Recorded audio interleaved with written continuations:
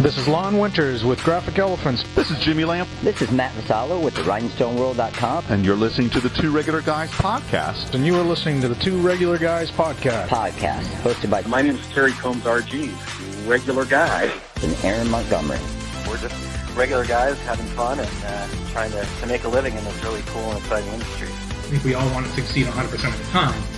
Seek to understand before I try and make myself understood. Bring a ton of great information. Coming to you live from somewhere dark, dirty, and dank.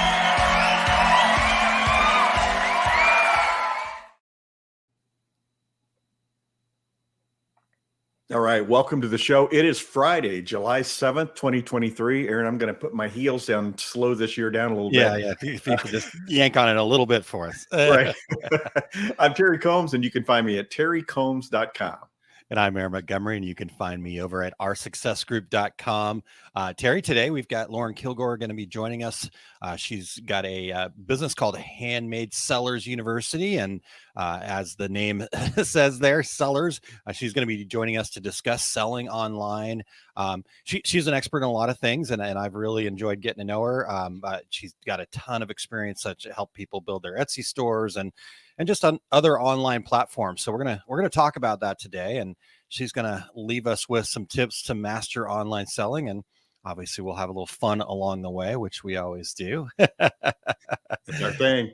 Yeah, it is our thing. So we've got some people already checking in this morning, Terry. So that let's welcome in some of the regulators here. So if you are joining us and you're new to the show and you become a regular listener, you become a regulator. Thanks to Christine Shreve for coming up with the name, and we love our regulators. So Darren was early on this morning, said hi fam. So hopefully he's able to tune back in. We've got Jerry, good morning, and Todd from Fat Dad Wholesale joining us. And Barb from North Central Minnesota tuning in. And Chuck, good morning, fellas. We're just flying here, Erica. We got Rena saying good morning, Aaron and Terry. Looking forward to today and your special guest. Yeah, I would say I have Rena to thank for getting to meet Lauren. So that's appreciate that, Rena. So we'll just leave it at that. So we're excited to have this conversation here today. But we do have a little news segment, Terry. So should we go ahead and dive into that?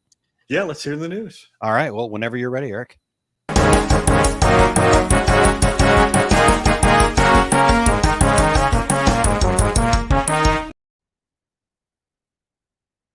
Morning, gentlemen, regulators. Thank you very much for having me. Today's news is unfortunately pre-recorded thanks to the big service windows of local contractors. So let's dive right in. Master Italia, the parent company of Atlantis Headwear, announces Federico Piscini and Elisa Pavan to its board of directors. Piscini will now act as the vice president of Atlantis Headwear. Pavan is the product and sustainability manager for the company. In other news, Curbside Apparel is a new screen printing company that joins the Homeless Alliance of Oklahoma City's growing list of social enterprises that aim to help people experiencing homelessness. The new company is providing program participants with new job skills so they can transition out of homelessness. Community members and organizations already have been connecting with the new company to meet their printing needs that include custom t-shirts, posters, and other items created at Curbside Apparel's shop. The enterprise has also created a magazine with some goals of lifting people out of homelessness. So although this is slightly tongue-in-cheek, I'm right there with you when I say that today's feel-good story is tomorrow's competition. And finally, the me portion of the news. Be sure to join me at GPX Portland, July 19th and 20th in Portland, Oregon. The show features a variety of programs designed to educate and inform those involved in the decorative apparel market. Some of the classes being held include using software to grow your business, the easiest way to print apparel, and perfect print placement. Renowned apparel decorator Lon Winters of Graphic Elephants will teach his own class, tips and techniques for high-impact, profitable screen printing, as well as host an apparel decorator panel. Panelists for the show include Dallas Lowry of Opaque Screen Printing master Mark Gervais, Alyssa Serrano and Rodney Kuda of Don't Lose Hope Screen Print, Amy Baker of Threadbare Print House, and Jamie McParland of Ink Brigade. All of these programs are free when you register for GPX Portland. Guys, thanks again for letting me send this one in. However, I have to admit that when you said send news, I totally misinterpreted that. So if you could go ahead and delete those other images, I would appreciate it. Back to you.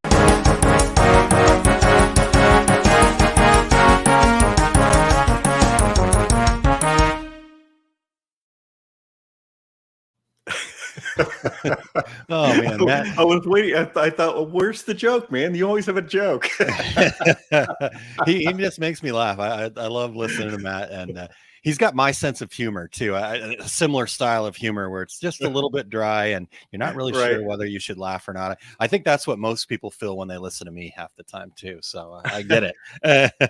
Well, I want to go to Lon Winter's seminar, man. He's the man when it comes to specialty screen printing, that sort of thing. So, and obviously a great friend of the show. So yep, definitely sounds like a great show. And thanks for all that news, and make sure that you go check all that out. And thank you, Graphics Pro, for your support. And I guess, Terry, the other thing I want to just say is just really want to thank all of our partners there. You know, you've got the Apparelist, you've got Screen Printing Magazine, we've got Matt here with Graphics Pro. The fact that they're willing to participate, and you know, it's not easy, as Matt, you know, kind of it didn't work out, but you know, he still took the time to record one for us too. So we appreciate that very much, and all the work that they do to enhance this program, Terry. So very good. And you know, hey Matt, you could have just pretended you were live, man.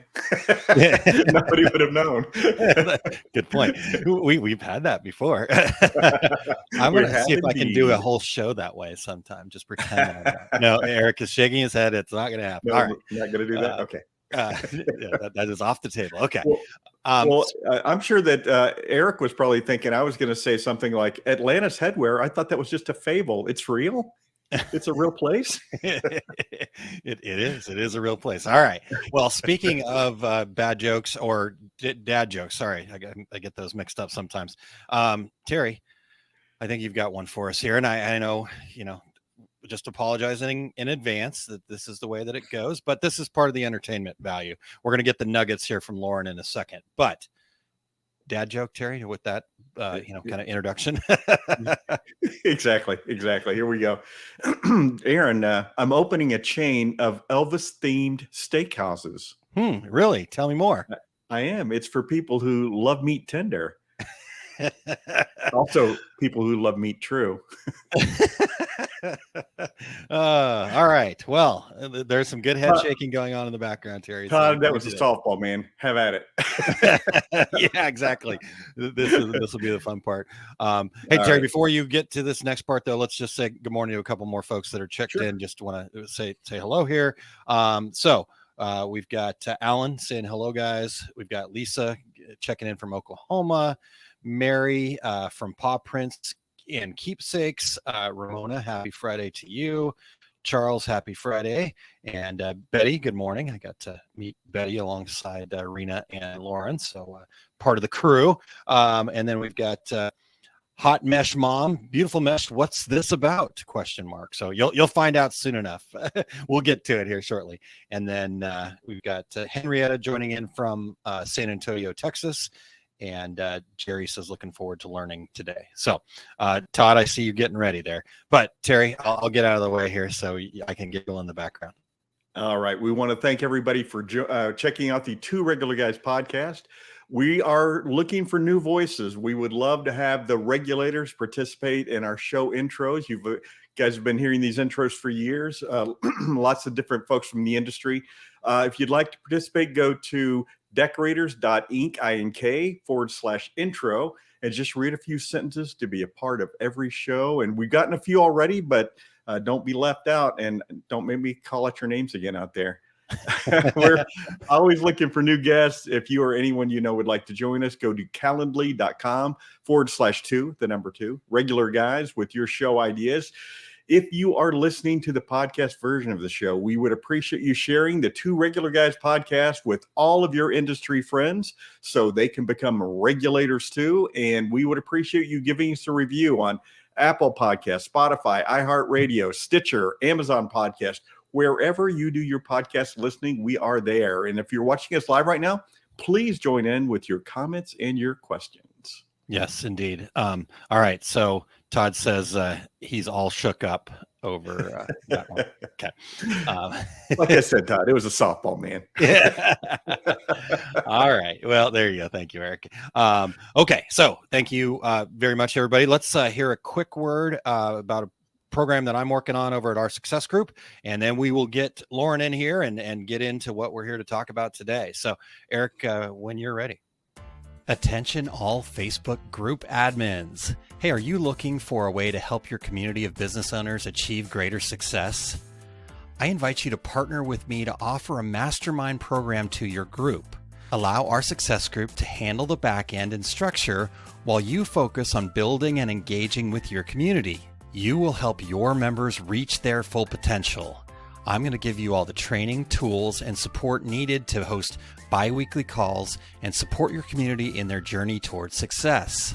Visit mosmasterminds.com to learn more. And the best part, you can earn up to $1,000 per quarter per group with no cost to you. Again, visit mosmasterminds.com to learn more and to schedule a call to get started today. All right. Yeah. Looking to grow some mastermind programs. So if anybody wants to talk to me about it, I'd love to do more. So, Terry, we did have one more follow up to your dad joke there. So Darren says, hunka hunka burning cow. I think Eric's gonna quit today. This could be the day. All right. Well, before I get myself in any more trouble here, let's get Lauren in here to settle this out.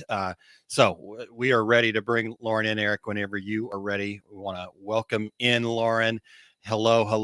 Thank you so much for being here. Hi guys.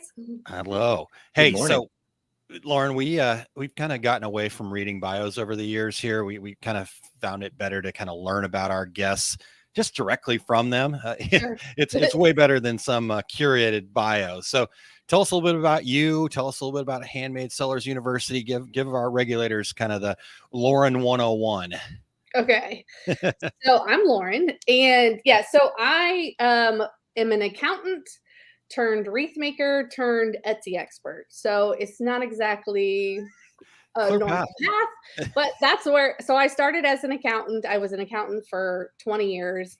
And as I was doing that, I created a side hustle making wreaths. And then as I was doing that, I was selling them online, and I sort of became, real familiar with how to do it and was having success doing it. So then I started also teaching how to sell online, specifically Etsy. So that's my path. My background is business, and I feel like right brain, left brain had a little bit of, I think I need help on the creative side. I don't need as much help on the business side, and my friends in the creative industry are the opposite. So I feel like it's a good match to help people out and to be able to sell more. Yeah, that's awesome. Well, we're gonna get some of those nuggets out of you here today. So I'm looking forward to it, Lauren. Thank you for being here. This is one of those businesses that it says what it is. Handmade Sellers University. It's like my favorite sports bar here in Phoenix, cold beers and cheeseburgers. That's the name of it. Guess what they have. Love it. Well, Lauren, so share with us some insights into the importance of us getting out there and establishing a strong online presence. And, it's a digital world. So how can a small business get out there and establish themselves online? I know for myself, I never had success selling locally or at craft shows or, just anywhere in my local area through, Facebook or, anything. So for me, I thought that in just also being, kind of introverted and not really wanting to go out and talk to a whole bunch of people to try and, I'm not really salesy. So it was just made sense for me to put everything onto a platform and people be able to check out there, people, be able to see everything that I have. And so, I think that, it obviously everything's going online, but and it doesn't have to be instead of, if you're real good at selling at craft shows and you like it and whatever and selling in person, then that's fine. It doesn't, selling online doesn't have to be instead of. It can definitely be in addition to whatever it is you're already doing, just another way to expand your audience, reach people you never would reach if you just went to, your local craft show. So people all around the country, all around the world, if you really want to. So no matter what it is you sell, pretty much, you can sell it online. I mean, everything from small things. I've seen people sell furniture, on Etsy. So it can really, run the gamut of all kinds of things. Yeah. And I think that's a really good point too. It doesn't have to be either or, right? But leaning into what is best for you, you've got this ability in today's digital landscape to do that with a little bit of training and support from somebody like Lauren. So, good. Yeah, I think sometimes people kind of assume that it has to be like instead of, and that, well, I'm doing fine already. Well, great, but you could do more if you wanted to. I mean, if you don't, then fine. If you want to keep it small, that's fine. But you could also make it bigger if you wanted to and reach so many more people. So nice. All right. Well, we've got Christine checking in. Looks like off of one of your channels there. She says Lauren's the best. So we'll all right, good. And then Sheena and Luann are checking in as well. Cool. Hey, well, good. Okay. Well, let's talk a little bit more about Etsy here. I met you in person when you were teaching people about Etsy at an event. And let's get right into the nuts and bolts here. Talk to us a little bit about how optimizing product listings. That way you can attract more customers and increase your sales. What does that mean, optimizing product listings?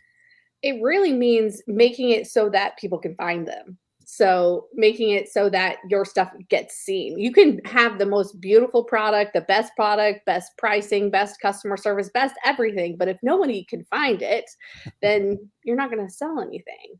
So it's, optimizing wherever you sell you have to be using keywords that buyers are searching for. So, I mean, that's the key to Etsy is thinking like a buyer, thinking how they would search for something on Google or on any kind of platform so that you are able to match and the platforms can match you up with whoever is searching. So not just titling things as a work of art or as, not just describing what it is or whatever, but really digging into it. Sort of sometimes feels like another language when you speak keywords and SEO, and it feels like you kind of have to speak like a computer, but it is a computer. You have to understand, like, you have a middleman there between you and the customer, and that's that computer and that's AI, and you have to break through that somehow. And to do that, you have to use words and you have to use keywords and you have to be able to optimize your listings so that people can find them. So yeah,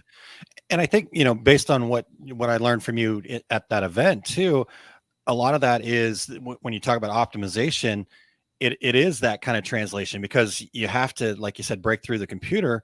But at the same time, if I show up and I just go, oh, that's just, that doesn't make any sense to me. It doesn't inspire me. It doesn't make me excited to buy that product.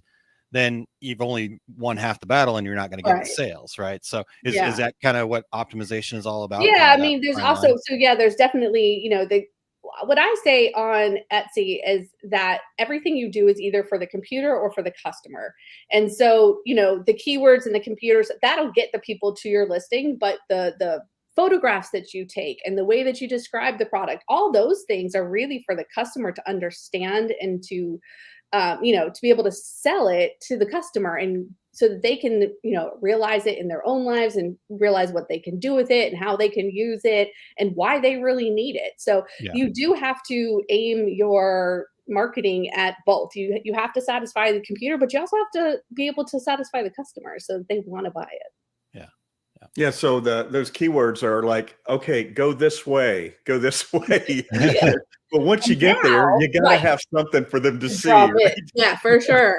Yeah, because if your pictures suck, I mean, and if they don't have enough information about the product to know what this thing is or what they even going to do with it, why do they need it, then they're not going to buy. So they might get there, but then they see these pictures and they're super unprofessional. And I mean, I've seen pictures, product pictures, where people have dirty dishes in the background and people standing there and, trash. And I'm thinking, who in the world would want to buy something when it looks so unprofessional? So, I mean, it really isn't hard to make a good photo. Just don't put anything in the background. But yeah, so that reminds me of people off fast. Yeah, that reminds me of something I saw a while back, and it was some guy had put a picture up, and I wasn't sure it was Etsy. It could have been Etsy, but there was some reflection back, and it showed him, and he just happened to forget to put on pants that day. It was I've never experienced that. I do talk about that because as a wreath maker, a lot of us take pictures on a door, and so a lot of people take picture on a glass door. Now I have never seen anyone do that. I usually just the image of yourself and everything is enough to just sort of be distracting. But no pants.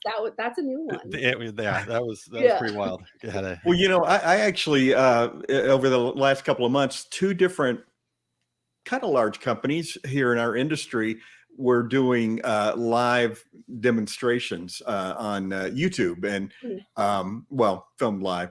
And I looked at it and I thought, really, you couldn't clean up a little bit? You couldn't, that trash that's on the floor, you don't think you should have probably picked that up? And because that's a reflection of your company, man. And I was perfectly fine. They're competitors. But I mean, even if your product is great, if you just don't show it in a great light, not, the lighting is good too, but if you don't show it in the best possible way. Right. Exactly. So, and I'm guessing also that you do a little testing with keywords too. I would think that, let's see how these words work. And because here's my feeling, a lot of folks, when they're doing this, they try to think of some words and they put them up there on their computer screen, and then they just move on to do something else and never go back and take a look at those words. Oh yeah. And I mean, I was showing some people in one of my private groups the other day, we were talking about how to clean up your shop in the off season and stuff. And I was showing them, I went back to some of my listings that have the lowest amount of views, and I started with those and how I would refresh those, how I would look at those, look at what people are searching for, what they're not searching for, and how I would, revamp those. But and I think a lot of people, and Etsy has a ton of people, a ton of sellers, and people think it's so saturated. But honestly, the majority of people do that. They go on Etsy and they put up a couple listings. They treat it like it's a Craigslist or something, and then they move on. And then they don't ever come back to it. And they don't ever look into optimizing and figuring out how it works and whatever. So that's the majority. Sadly, that's the majority of Etsy sellers. So it's honestly not that hard to break through the competition once you know how it works and you learn how it works and you work it. Then you're in a totally different league than those people that aren't paying attention at all. So I can see that. At that point. Etsy's crappy. Nobody buys on Etsy. There's too many people there. It's the economy. That's why nobody's buying my stuff. There's an excuse for all of it. It's you. It's not me. It's not me. There's always a million. Don't go into Facebook groups because they just complain about all of it. That's for sure. Well, and I guess talking about that right too. I appreciate that you shared that, right? Because that is a feeling that people get is, Etsy is oversaturated, but the reality is everything has that potential. I mean, there's new competitors. The local complaint is, everybody's got a Cricut now or whatever. Like, no, in our industry, that's kind of, but it's like, Terry always says this, he says there's, and I'll get it wrong, so correct me, Terry, but there are a whole bunch of screen printers, just not that many good screen printers, basically. Is this kind of the saying? Exactly. And I think it's the same throughout our industry and every industry. Lots and lots of people in it, not very many people who are good at it. And it's just like you're saying, Lauren, you have to go back and why didn't I get a good review of this product and studying that? And that's where people fail. They just they never go back and try to figure that out. Well, and I think a lot of it is, they're not good at it because they don't put in the work to be good at it, right? I mean, you can, like Lauren said, you can go into the Facebook groups and just complain. or you can, do the work to, Mhm. like, say, study that. You can do you can reach out to somebody like Lauren who's done the work and figure that out. You can surround yourself and build up to that. And so, yeah, you can tackle anything. It's just, you got to put the work in to do that. Yeah, and I think a lot of people treat it like it's a side hustle, which for most people that's what it is. Yeah. But you do have to put in a lot of work for it. I mean, you can't, if you treat it like a business, it treats you like a business. If you treat it like, it's important, then it will reward you that way. But Yeah. if you treat it like it's just your little hobby, then that's how it's going to turn Yeah, out. you're going to have that. But, but yes, you can make it whatever you want to Mhm. make it. It just, there's that you've got to put in the work to get there. And so, I think, to me, it's always, everybody's just looking for the magic bullet. Lauren, tell me the one thing that's going to fix my Etsy problem. Right. Blow up and viral and sell everything out. Yeah. With no effort on my part, please. If Yeah. you could give me If I knew that, then I would do that. Yeah. Yeah, I was gonna say, if she had that, she wouldn't be here talking to us. She'd be a bazillionaire living on her island right now. All right. Well, so let's talk a little bit more about that. Let's talk about strategies for leveraging social media. Ways that we can drive traffic to our online stores or to create sales. So Etsy, the great thing about Etsy is that it does have a built-in audience, and if you really don't want to do any social media, you shouldn't, you don't have to. But and there are some, Etsy experts that are, very anti-social media, and they don't, think that you should have to do it. But for me, about half my traffic comes from outside sources like social media and direct links from my website and stuff like that. So why wouldn't I want, twice as much traffic and, hopefully, twice as many sales? So for me, I use all the social media platforms I can. I mean, you don't have to use all of them. I'm just, social media. This is what I do, and this is what, is fun for me. But finding at least one or two platforms where you can, push and talk about your product is huge. And, Pinterest sends a ton of traffic to Etsy. There are people on TikTok now having tons and tons of success of, small businesses getting all kinds of orders because you can really show how you're making your product. You can show more of your personality. You can show more of that behind the scenes. And people really like that. People don't really want to buy from businesses. They want to buy from people. They want to have that personal connection. Yeah. And when you have an online store, you don't get the chance to walk into somebody's boutique and say hi and get to know the owner. You have to create that, personalized service somehow. And I feel like social media is a great way to do that, and put a face behind your brand and really, it's just, I don't know. I just feel like that's, creates that connection a lot better than anything. Yeah. And like you said, it's you don't have to, but if you can drive more, right. And it becomes that balancing act. Cause to me, that kind of answers a little bit, or talks to the question that Jerry had earlier, one of the regulators there. She says, how can you advise on Etsy transfer over to those of us who have a website and are not on Etsy yet? So, but talk to that the way you want to answer that. And then I've got a couple thoughts too. Well, does she mean like how to start an Etsy in addition to her website? Well, and I think that's just, I think that might be the question. And Jerry, you can correct us if we're wrong here, but I'm thinking that it's like, should I transfer over to Etsy? No, I think, I would have, just like a duplicate, or maybe if you only want to sell certain products in one place. I personally I do have a website as well. And it's just mirrored basically of my Etsy shop. It's a backup. It's another source. Again, it's another source of traffic. And, so yeah, I mean, it's just, that's the great thing also about Etsy is that it's a low barrier to entry. You don't need anything but 20 cents to open a shop, because that's how much it costs to list something. And then you don't pay any fees until you sell. The disadvantage with a website is, you probably have a website setup cost. You have monthly fees on websites. And then you also have fees when you sell. So when in the beginning, when you're first getting going, I don't usually advise that people start with a website because of that. There's a lot more upfront costs, but I don't think that it's a bad idea to have your own website at some point. Yeah. Yeah, and I think, like you said there, kind of as a backup, the one to me, the one thing I've seen people challenged with Etsy is it's their platform.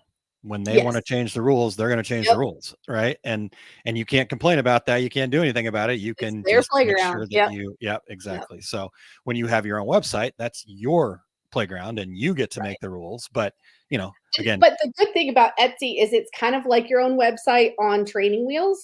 And so you can get started with listing products online, learning about SEO, learning how to take good pictures, learning how to drive traffic while you have that cushion of a customer base. You already have the website built for you. You don't have to do all that other stuff. You learn the marketing, you learn the advertising, you learn, all that stuff while Etsy, hosts your products. And then, if you ever want to get off of it, or you want to have another shop, in addition on a website, then you've already learned all those tools. Yeah. And you can transfer those over. It's a lot easier than at that point to get going with your own website. Yeah. Yeah.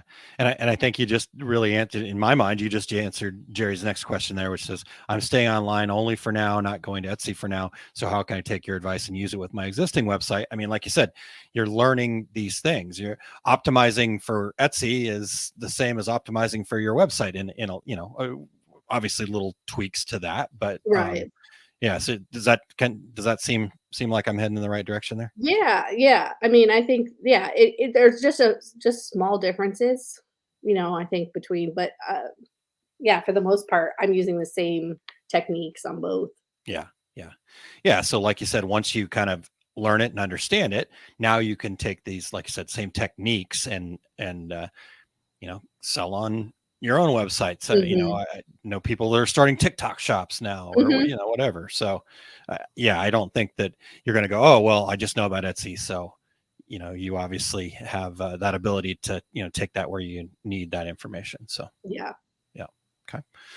Well, okay. So we talked a little bit about social media. As somebody that helps businesses, right? I know you and I have had conversations, and I know you're really big into making sure that the people also have the confidence to be successful. And so, we talked a little bit about, Etsy's got too many people on it, or there's competition, or Terry mentioned the economy earlier. We've got all these excuses, right? We've got all these things that we can point to and say, it's not me, it's out there. But how do you kind of help people navigate those challenges of competition in the online marketplace? Sometimes even I feel like, there's competition, and there's, so many people doing the same thing. And then I'm hit with, like, the other day I was watching like a TikTok or something, and it was some creator I had never come across before. And every once in a while I go flip to their profile, and this person had millions of followers, and I'd never once seen them before. So, when you think like there's somebody out there with millions and millions of followers, and I still don't know who they are, there's no way one person can reach everybody. Yeah. And so, there might feel like there's competition, but there is no way there's ever going to be one person or one company or whatever that can be able to reach everyone, number one. And number two, that, people are going to like their style. Yeah. So, maybe they don't like the way they create something, and they want, so there's so many different, designs and people and personalities, and there's billions of doors. There might be millions of wreath makers, but there's billions of doors in the world. So, I don't think it might feel like it's, there's competition, but everybody wants something different, and you just have to put out what you have and put your face behind it and your personality. And, if people want it, they want it. If they don't, they don't. I mean, that's kind of how I have to, I have to realize it. Like, if they don't want it, then that's fine. They want somebody else. You just have to, what you're talking about is here's how to get in front of those people. So, yeah. And I think, what you're saying, at least for what I'm hearing, is yeah, it like get in front of those people. Like you said, there's people that have millions of followers that we've never heard of, but even if they get in front of those millions of people, how many people are actually going to then, go, yep, that's my person. I think about, for me, when I became a Success Principles trainer, I followed Jack Canfield. I found him through this movie called The Secret, and there was probably 20 people on there that, really kind of, to me, felt like they had it figured out. And for whatever reason, I was connected with Jack. Right. And so it's the same thing with our products, right? I can go to Etsy and I can look up all the wreaths, or I can look up all the sublimation products, whatever it is that I'm looking for. And it's not really whose is better or what the price is necessarily. It's like, I connect with that. That inspired me to take my wallet out and say, here's my money. I want that thing. Yeah. And everybody does things different. Everyone has their own handwriting, as far as how they design a product. And, some people like different styles. They like wreaths with not a lot of stuff. Some people like wreaths with a lot of stuff. Some people, some people like this material. Some people like that material. Like, so there's just so much out there. Yeah. Cool. It's hard. It might seem scary, but there's a lot out there. plenty of pie to go around. Yes. Speaking of wreaths, Hallmark is having Christmas and July movies all this month. I'm kind of a Hallmark movie nerd. And yes, I know exactly what's going to happen, but it's like a drug for me. I can't turn away. I'm sure Lauren could direct you to a wreath that could fill that. I know. That's what I was thinking. I think that's the only Lifetime or Hallmark movie that I've seen. There was one about a wreath maker. Oh.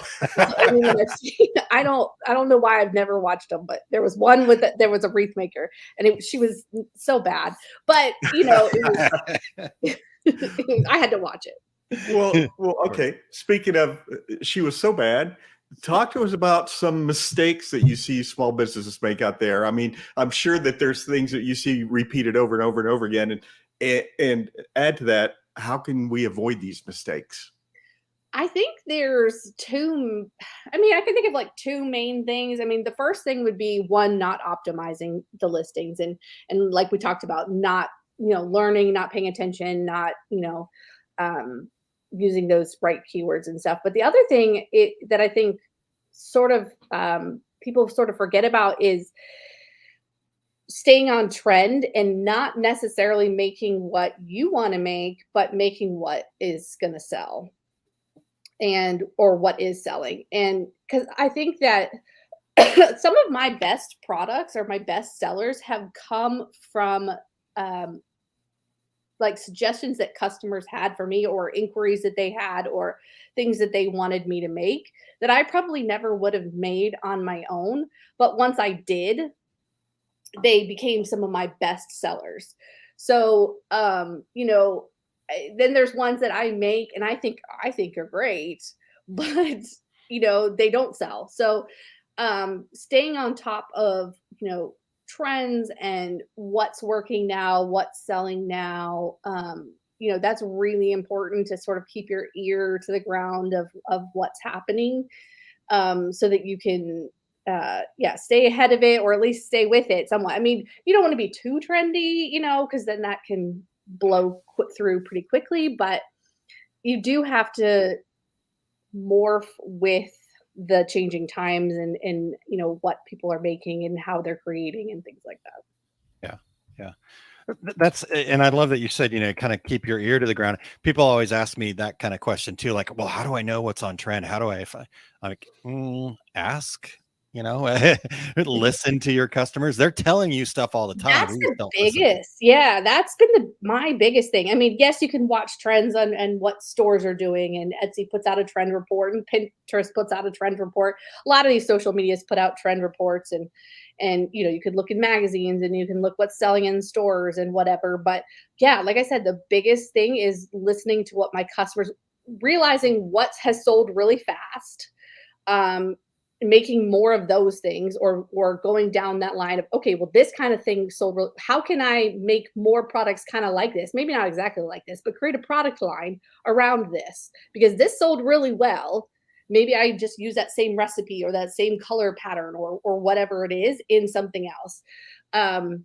So listening to, paying attention to how fast things sell, what things that I post online get the most reactions, the most favorites, the most likes, the most comments, like, and really, leaning into that. And, what are people asking me about? If you do craft shows, what are people asking you about when they walked up to your booth? What are they messaging you about on Facebook? Do you have this? Do you have that? Have you ever made one of these? And like I said, yeah, my baseball wreaths are super popular. I don't like baseball. I say this and nobody will shoot me. I'm just not a fan of baseball. And so I never probably would have made one. Like I'm just not like, I never was in that. I'm not a baseball mom. I'm not in that culture, but, people love them. It's one of the, the biggest sellers in my shop. So I probably never would have made one unless I, somebody asked me to, or I can't remember how it even started, but now they sell all the time. And I mean, I don't get it, but there's some people out there that love baseball. Sure. But, I don't love baseball, but I love people who love baseball. Is that what you're saying?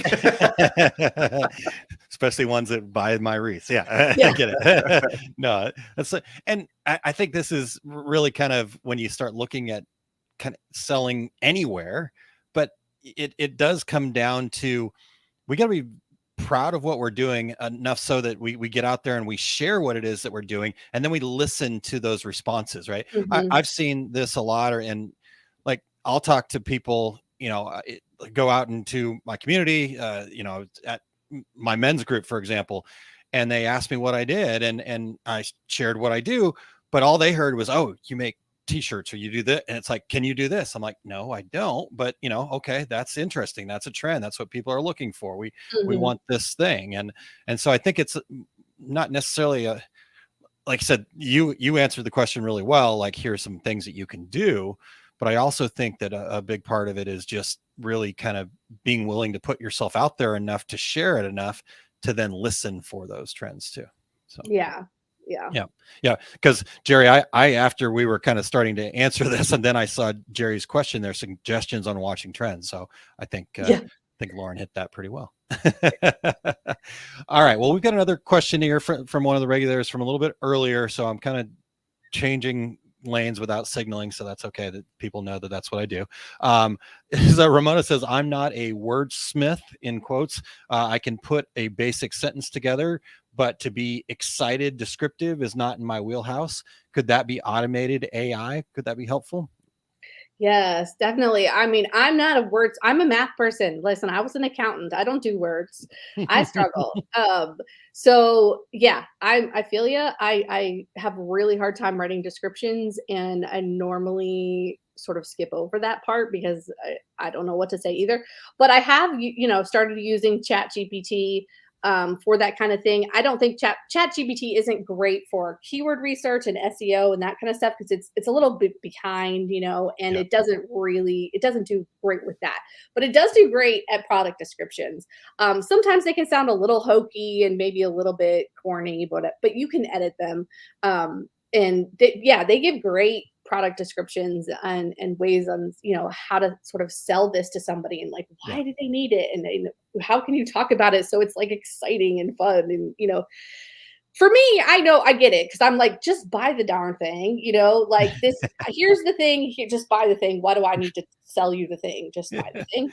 Yeah. But some people really need that. So I do think AI does a good job at that kind of thing, but always go back in there and edit it so it sounds more like you, and it doesn't sound so computery and corny. And it sounds more like your voice. So just change out some of the words, but you can get a good start that way for sure. Yeah. That I love that you shared that, because it's so funny. If ChatGPT really kind of, at least in my world, showed up 6-8 months ago, maybe at the beginning of the year, kind of thing. And it's, you go back and look at, I can go back and look at emails that I got from people, kind of marketing emails that I got from people last year.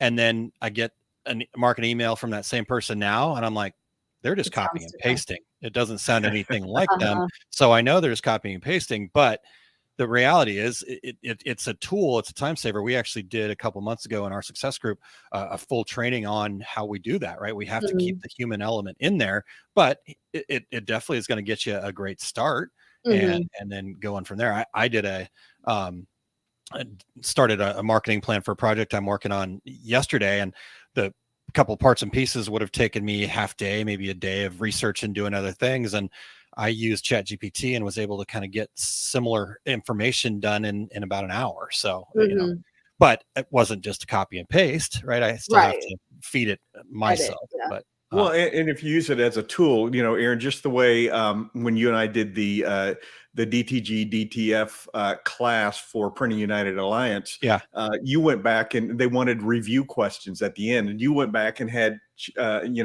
AI do your review questions while I sat here for about 2 hours trying to think of questions. I'm like, let me get that done. Oh, here you go, Terry. It's like, wait a second. Yeah. No, as a writer, I feel like I have to do my own questions, but I get it. All right.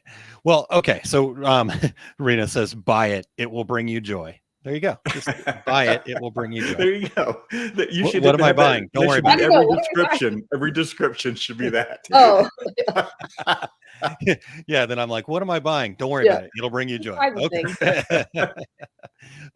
Well, okay. So we've talked a little bit about lots of different things, and I know you gave us kind of your 101. But I want to know a little bit more about Handmade Sellers University for our regulars. I know we've got some of your folks tuned in and they're familiar, but what's the latest? What are you up to over there? What can people find out, and where can they go find more details? So on my website, laurenkilgore.com, is a lot of the, it has all my services, my courses, and things like that. If you want to sign up for my email list, just download the worksheet that's on the front page, because coming up, I will have in a few weeks a free training on how to create your next bestseller, which was real popular last year. And I go through exactly how I create, a bestseller in my Etsy shop, what makes a good bestseller. And it doesn't have to be for Etsy if you want to, any kind of product. And again, it's not just for wreath makers. It's for, anybody who's selling something online. How to make your create your bestseller, what makes a good one, how to design that, what kind of products you need, things like that. And then after that, I'll be launching my course, which is Handmade Sellers 201, and it's my course all about social media. So again, it does focus on Etsy. So we talk about Etsy, but it does go through Facebook and Instagram and Pinterest and TikTok and advertising and how to do all those things to get traffic to your Etsy shop. So it's a full blown marketing social media course on getting traffic. So that's what's coming up in the next month or two. Awesome. For the first year. Yeah. Well, Lauren, we like to leave our listeners with one last golden nugget. And you've already talked about this a little bit, but look into your crystal ball and what kind of trends or changes do you expect to see in online selling in the near or far future? I feel like we will see more platforms maybe open up. There are other people kind of coming up in the, up in the ranks, and I feel like we'll see other opportunities. I feel like we'll see Etsy change. I've been on there since 2014, so it's changed many times. I feel like, I'm not exactly sure what they'll do, but I just feel like we'll see a lot more players in the game. I love Etsy. I don't work for them, but I still think, I use it. I think it's effective for me, but I'm always willing to try, whatever's coming up. I'm just, like selling online in general. So, and I just think that Etsy is the best right now. But I'm curious to see kind of what comes up, those other platforms in the in the industry are kind of I don't think there's anybody right now that can touch Etsy. They just don't have the market, they don't have the audience, they don't have the people, but I think that'll change one day, so we'll see. It's interesting because I'm thinking, like I mentioned TikTok shops earlier. You know, and I've heard a lot of people talking about that lately. But you know what? Facebook came out and had their shops, and it didn't really seem to work out either. And Etsy stayed pretty strong throughout that. So interesting. Yeah, but I think just keeping your ear, like it said, keep your ear to trends, but also keeping your ear to like see what's happening in the business world, in the in the marketing world, and staying on top of how these platforms work and where's the best place to sell, and just keep, you have to keep morphing with it, especially, you know, through the pandemic. We all kind of realized that we need to start selling online, and, you know, because we can't sell in person for, you know, for a couple of years, and just sort of morphing with whatever's happening, reinventing. And I love that too, because you've talked a lot throughout this about about changes and things, you know, and keeping up and that kind of thing. And I think as humans, our natural instinct is to resist change. I don't want to change. If it's not broke, don't fix it kind of idea.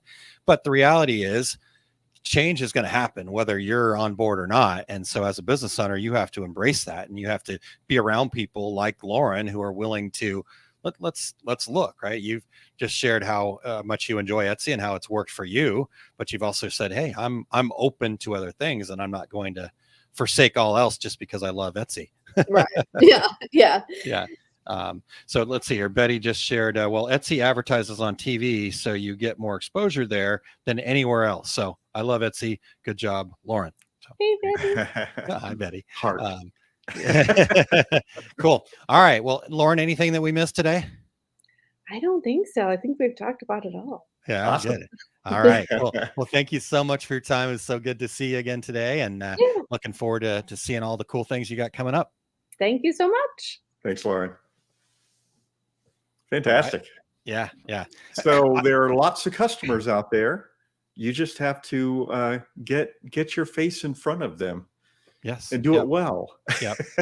Yeah. And I still, you know, have a big belief myself, Terry, that we don't get our face in front of them because we're not confident in our business yet. And like I said, I'm glad that Lauren helped us with that question today. And because yes, it's getting in front of people. But that's again, there's no magic bullet. I can't, you could spend a lot of money on advertising, maybe, but again, are you going to make the sales? Right. So it has to be a kind of a well-rounded approach. And, so I love all that stuff that Lauren shared today, Terry. It was good stuff. Me as well. Yep. It was awesome. Yep. Speaking of other good stuff, a couple other things coming up, and there's always golden nuggets. And so sometimes people don't stay to the end, and you're missing out. But I've got, a couple things to share, Terry, if that's okay, if I can jump in. All right. Well, Condi's got their open house upcoming here. It's a virtual event. It's got some great education that's going to be happening. And there's a virtual event, which is July 20th and 21st. And I don't know if this is the first time they're back. I think it is, but I could be wrong on this. They're actually going to also have their in-person open house, which used to be a really big deal before the pandemic too. And so that's happening on the 22nd. So if you'll get over to dietrans.com, Eric's got it in the links there, but just go over to dietrans.com. They're calling it the Sublimation Circus. So, just look for the circus and you can check that out. David reached out and asked if I could share that. And I obviously want to do that. I love Sublimation Circus. That's awesome. That's a great name. Yeah, I do enjoy that. It's no Sublimation Summit, but it's all in the same realm, right? So, and then we talked a little bit about AI today, and so that keeps our guest last week, Dane Clement, was with us, and we're getting pretty darn excited about this upcoming event. That's gonna be cool. I've had several conversations with Dane since our conversation with him last week on the show, and Dane is such a great guy, and when he gets excited and when you get to see him excited about something, it's just like you can't help it, man. I was like, yes, let's do it right now, Dane.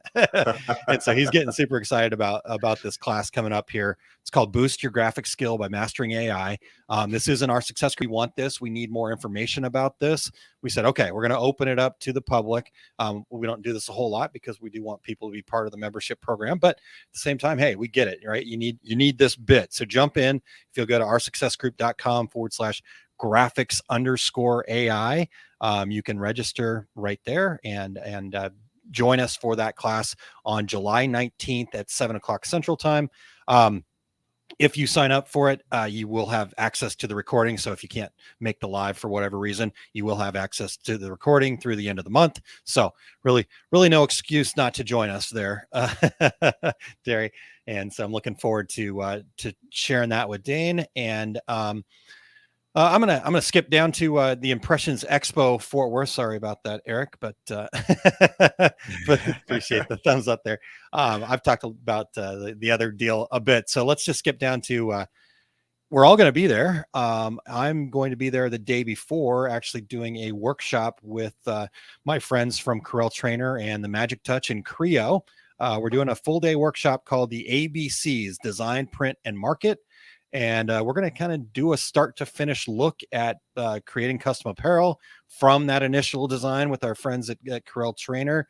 I'm going to bring in how you make a business of this and some of the key points to the business aspect of creating a custom apparel. And then our good friends over there at Magic Touch and Creo are going to actually show you the nuts and bolts of making the products from custom apparel, from hard goods, from all the cool things that you can do. And we're just going to walk you through each step and probably have some coffee and donuts and maybe some other fun stuff there happening too. So if you'll go over to osg.link/ABCs, that will be where you can go and get more information and sign up for that Impressions Expo seminar happening there on September 13th. And that does happen to be my birthday too. So, come celebrate my birthday with me. Yes, all right. Well, optional, but yeah, exactly. You can, buy me a drink or something. No, just come and hang out. That'd be enough of a birthday present. Just come hang out. I love it.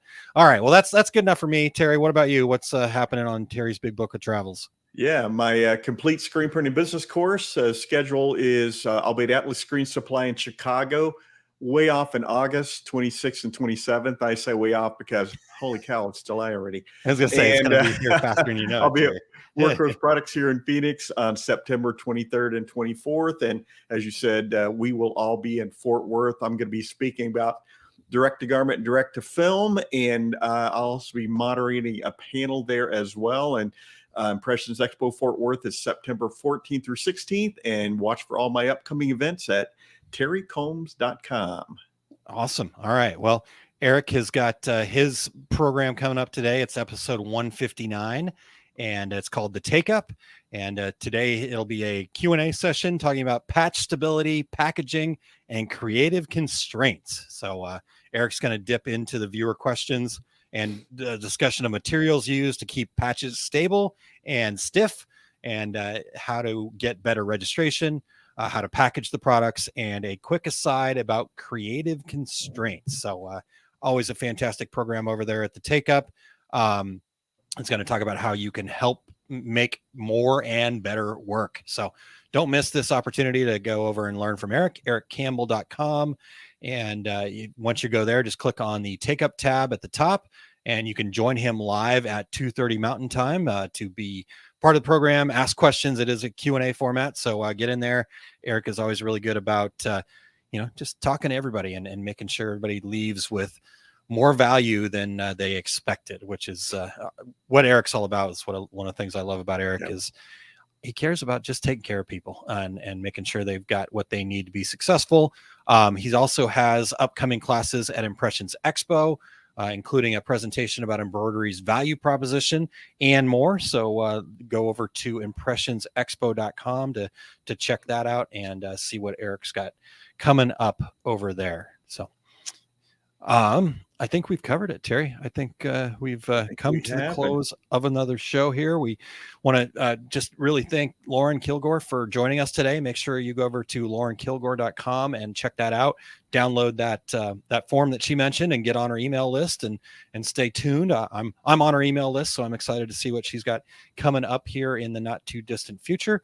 And so again, thanks very much, Lauren, for your time today. Exciting stuff. And we want to thank our show producer, Eric Campbell, for all he does, keeping these the wheels on the bus going round and round, and always being on call as a last minute co-host. Yes, he makes this thing continue to tick, and we appreciate Eric very much.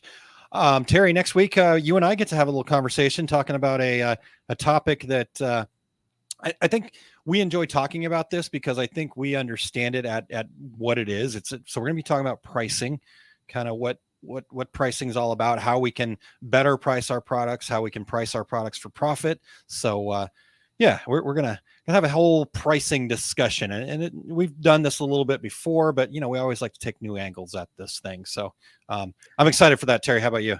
You absolutely. Aaron, our show name, Two Regular Guys, came from the very first seminar I ever did at Impressions Expo. Well, it was back then the ISS show, where Mark Venett was doing pricing from the sales standpoint, and I was doing pricing from the production standpoint, and thus was born Two Regular Guys. Yeah, there you go. So I have to be Mark Venett. So do I need to come up with you do.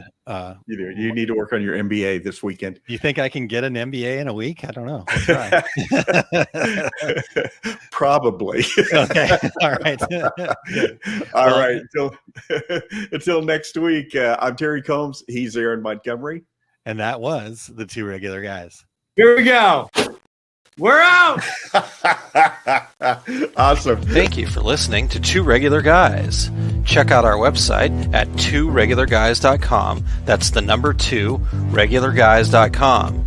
You can also interact with us over at our Facebook page, facebook.com/tworegularguys, or send us a tweet, twitter.com/tworegularguys. And we have a YouTube page. You can find all that from our website, tworegularguys.com. Thanks for tuning in, and we look forward to spending some time with you again next week.